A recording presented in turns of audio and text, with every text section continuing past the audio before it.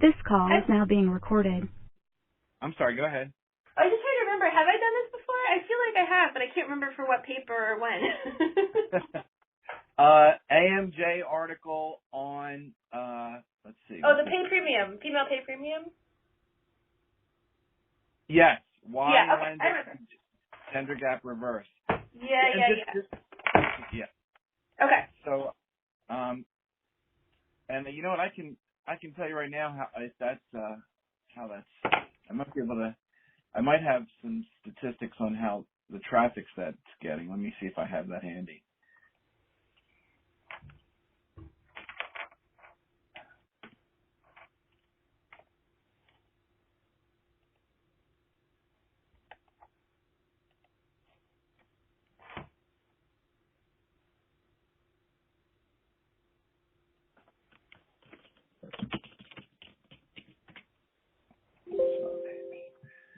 I can send you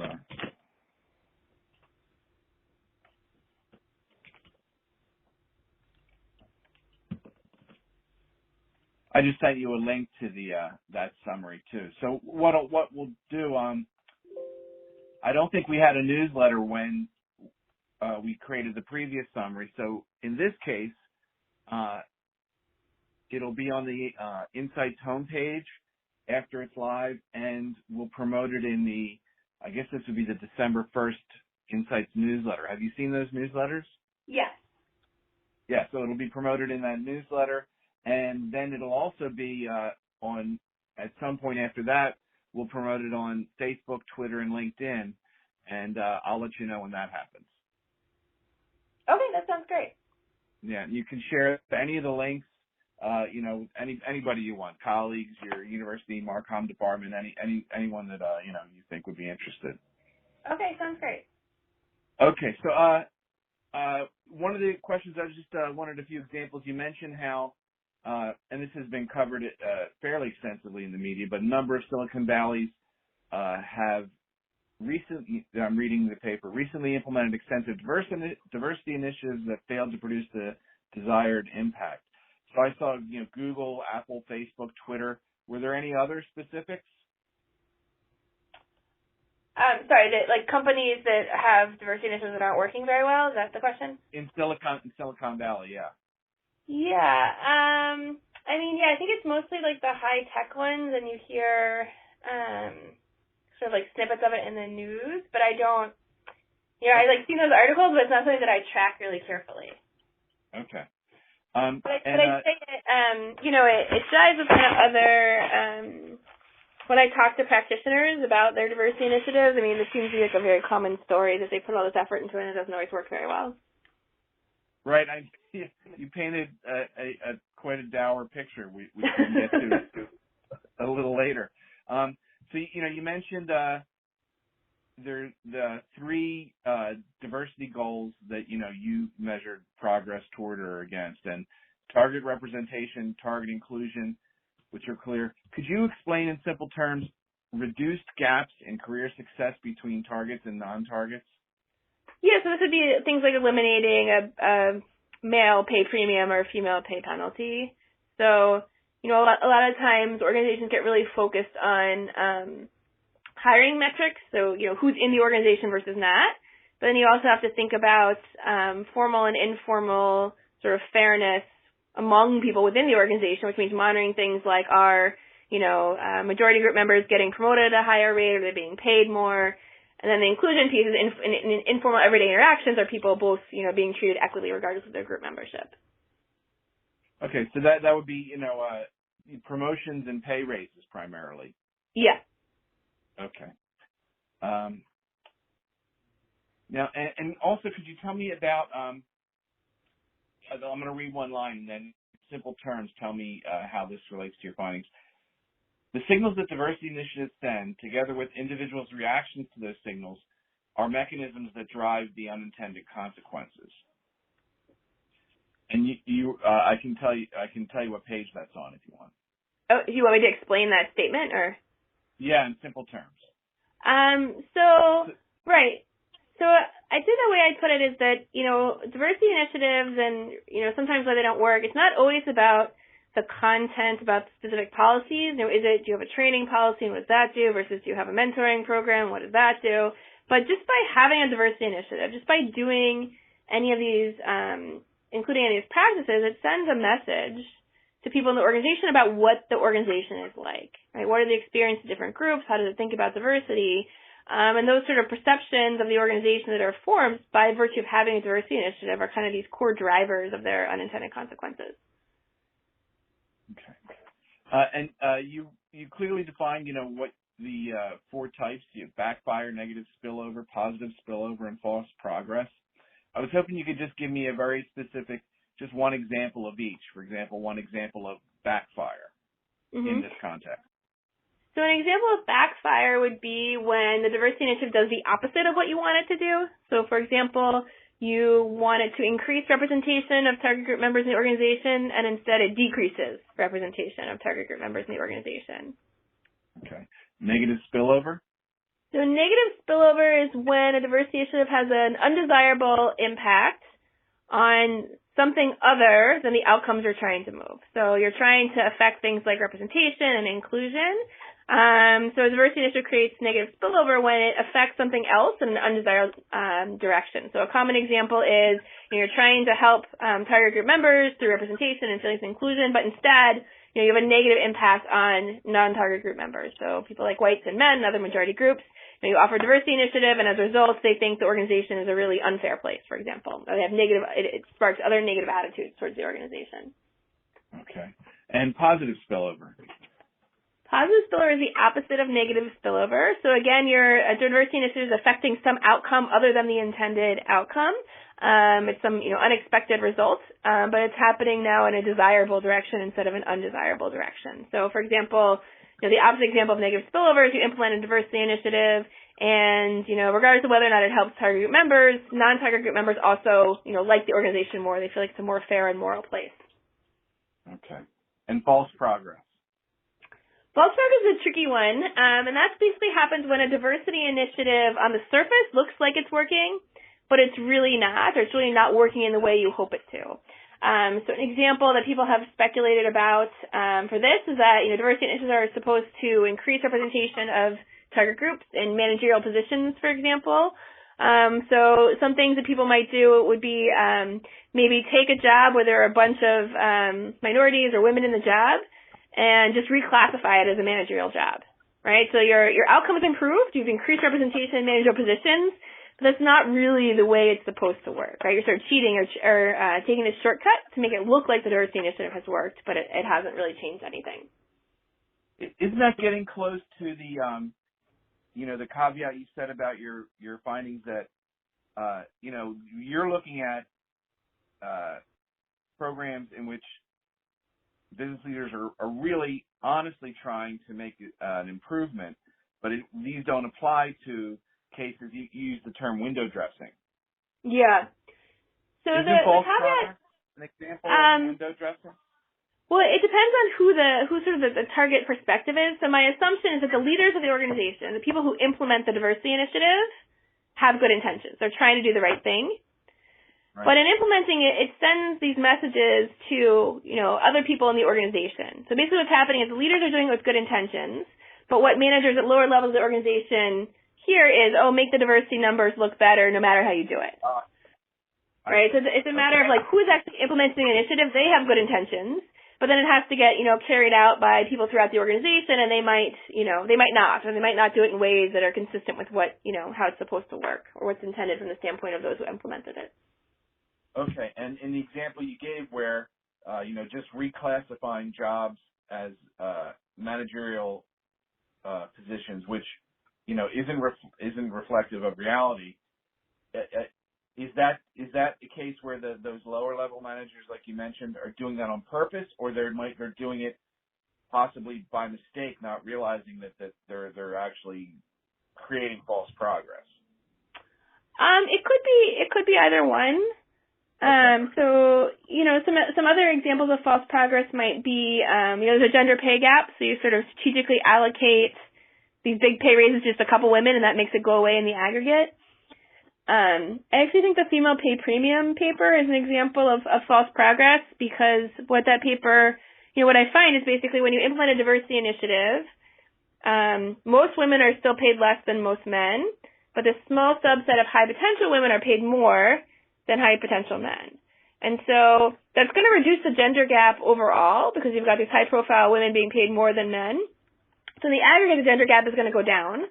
But what that's actually masking is evidence that it's not the case that all men and women in the organization are getting closer together in terms of pay, but rather that, women who are low potential are still suffering a pay gap from the pay gap, whereas women at the very top are benefiting from it, right? So that's not really how you want to reduce the pay gap, right? Ideally, it'd be uniform across the board. So I'd say that's an example of false progress, and that might be happening unintentionally, right? People might be saying, oh, here's this high potential woman, I need to pay her more, I need to give her a big salary, and not kind of realizing the implication of it. Okay, I understand. So in only two cases, I'm in going through the propositions, which are very clear. There's only two cases that I see in 3A and 6 where there's positive spillover, and I want to talk about those in a minute. But in every case, though, the signals that these programs send never achieve their goals on purpose. Is that right?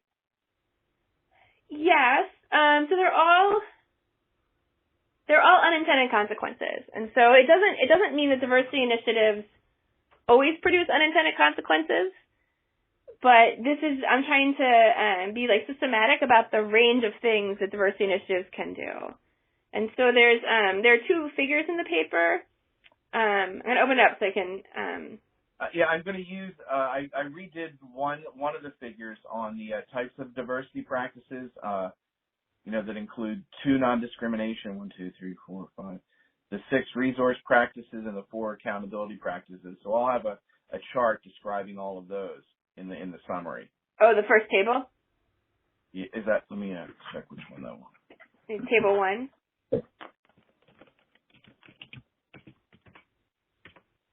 Yes. Okay. Yeah, so, and I'm not sure if this is answering your question, but if you look at figure 1, right, that's how diversity initiatives are supposed to work, and sometimes they do that. But then figure 3 is a figure of all the unintended consequences, and so they can also do all these things. So I'm not saying they only do all the unintended consequence things, or they only produce unintended consequences, but it's just like a spectrum of things that might happen that you should be aware of. Does that make sense? Yes. And so what I wanted to ask you about positive spillover, though, in these, but is positive spillover an example of success, though, if it's unintended?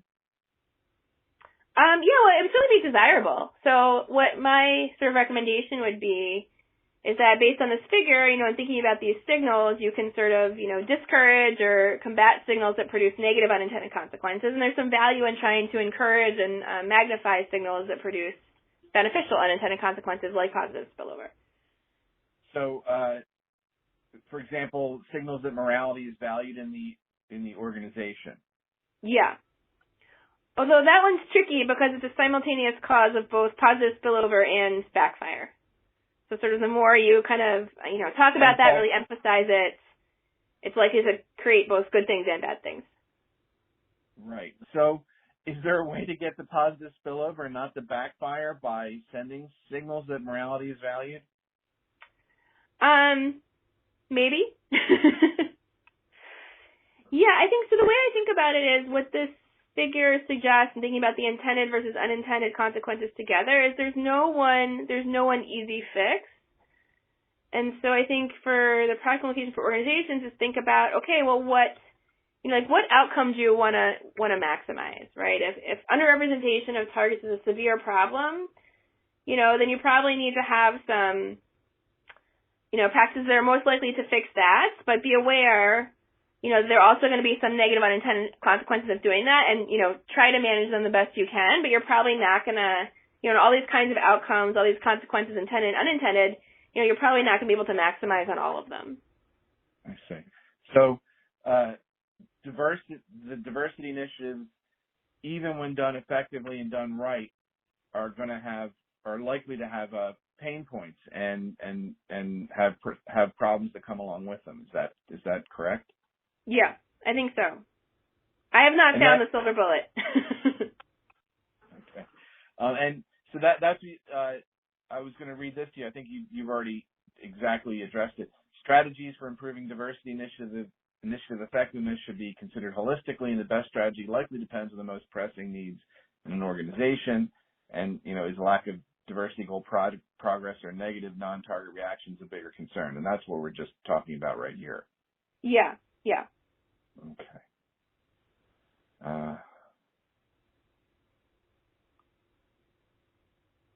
And you also say, so is it helpful knowing that there can be these signals and the unintended consequences? Might it be helpful that organizations, not the managers who are implementing them, not only them be aware of these things? Is that something that should be discussed with employees? Because awareness one way to deal with these issues? Yeah, I think so for a lot of them. A big one is, signal 2, targets are likely to succeed, and this breeds these perceptions that, non-targets must be less likely to succeed. And so I think that's something you can be really explicit about when you introduce the diversity initiative. We're doing this because we need to, we care about diversity. We want to do better on this issue, but that doesn't mean that we're promoting, non-targets over targets over non-targets. We want to be doing it in a way where we're attentive to fairness and making sure that in embracing diversity, we're not, hurting other groups. That's a good nuance to that. Can we go through the signals and give me a similar possible explanation or a possible way to address it? So signal 1, targets need help. How would you, be transparent and try to mitigate that signal? Yeah, so that signal is problematic because people assume because the reason they need help is they're not very good. They're not very competent. They couldn't do it on their own. And so a way to get around that might be to emphasize, look, we know that certain groups face these, historical, systematic disadvantages that are beyond their control. And so we as an organization, it's unfair to them. Therefore, we need to do something to counteract it. I see. And so that could help mitigate it. Although, like you've said in this paper, though, I'm thinking that sounds like a way to address affirmative action programs. Although it seems, at least in the U.S. context, that some people are just adamantly opposed to that, and that transparency and explanation might not help. Is that? Yeah, right? It's possible it wouldn't. But it's probably better than not providing it. So what this signal is really about is inferences that the reason why target group members need help is because they personally are not competent, right? It's about their individual attributes as a person, not about these societal constraints and disadvantages. I see. And signal 3, morality is valued. Yeah, this one's interesting because organizations love the business case. They like to talk about the reason why they have diversity initiatives is because it's going to improve business performance. And what this suggests is not shying away from the moral case and just being clear, the reason we're doing this is because it's morally important. We all care about being, a place that values diversity and equity. And the last one, diversity goal progress is valued. Yeah, so that one sort of leads to extrinsic motivation, or people just want to make the numbers look good. And so I think that you could do with messaging. By saying things like, we know it's hard to move the numbers. We care more about the how you go about it, not what the outcome is, the process, not the outcome, being explicit about that. And then being careful that whatever, kind of metrics you're using to judge diversity goal progress, so they're not easily fudged. That's good. I just have one last question, Lisa. You're giving an elevator speech to a manager or business leader about the key takeaways from your article. What would you say? It's complicated. I would say that diversity is a really difficult problem because it's not just an organizational problem, it's a societal problem. And it's something that, there are pervasive disadvantages that people from some groups face from day one. And it's very hard to counteract that, once they're adults as an organization. And so I'd say, when you talk about diversity initiatives, when you plan for them, don't pretend that it's this easy, quick fix, because it's not. Be open and realistic about the challenges inherent to doing it, and don't give up, right? Be willing to try different things and, understanding it's probably going to have positive and negative outcomes, and try to find a way to maximize the gains and minimize the pains. That's great. Okay, I'll try and get the summary to you in a week or two. Okay. And you can share it. So you don't have call. That makes it simple. Send it. Then you send it back to me. I'll have a copy edited. I'll send you a link when it's live. Like I said, I'll also be able to tell you when it will be in the newsletter. And I don't know when. We have a public relations vendor that's currently doing our social media, but when they post things, I'll let you know. Okay, great. Thanks so much. And I guess I should pass it on to like our public affairs people here or whatever. At that point. It's up to you. Yeah, that'd be great. Okay. It seems that the universities are leaning toward creating this kind of content rather than press releases. Yeah. To flesh out their website. Yeah. And we'd love it if they just link to this. Okay. Yeah, and I think that they'd be excited to do that. Okay. All right. All right. Thanks for your time and thoughtful responses, Lisa. I appreciate it. Thank you. Okay. Bye-bye. Bye. And thoughtful responses, Lisa. I appreciate it. Thank you. Okay. Bye-bye. Bye.